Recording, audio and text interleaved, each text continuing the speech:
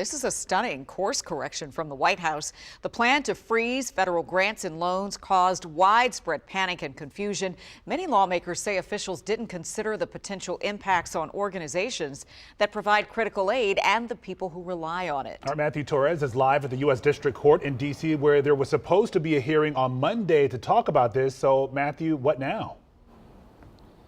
Hey, Zoe, well, we know this happened one day after a federal judge temporarily blocked this memo from being implemented, but it appears this is not completely over. Within the last few hours, the White House press secretary posting on social media saying that this is not a rescindment on the actual federal freeze, but rather rescinding the memo itself, since there is that court injunction. Now, I'm being told that there is still that court hearing here scheduled on Monday. For now, it will continue. So again, still a lot of questions in the air. In the meantime, though, organizations tell me they are staying cautiously optimistic.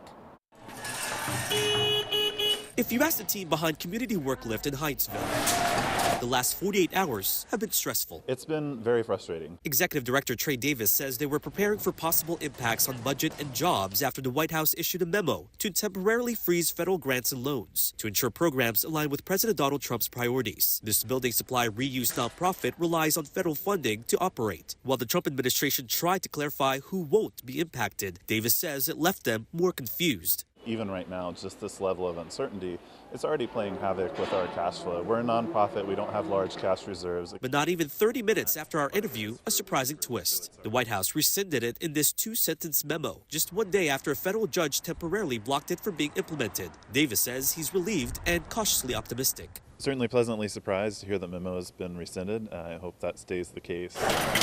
It just leads me to have more questions in my mind about what the point is. Why inject this uncertainty? The CEO of Melwood, an employee service provider and advocate for people with disabilities, hopes the administration realizes how it could have had bigger implications. And hopefully are taking a moment to really analyze the impact of it before they move forward to direct particular attention on specific funding that they want to stop. Democracy Forward, which helped challenge the memo, released a statement saying, quote, "While we hope this will enable millions of people and communities across the country to breathe a sigh of relief, we condemn the Trump-Vance administration's harmful and callous approach of unleashing chaos and harm on the American people." So once again, we are hearing kind of confusing statements now from the White House press secretary.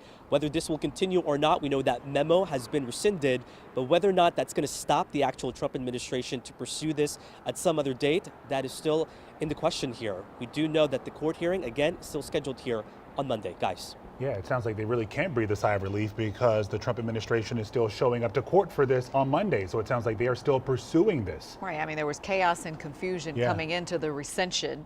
Yeah. There's still chaos and confusion coming after this. Okay. We'll see what happens Monday. Matthew, thank you.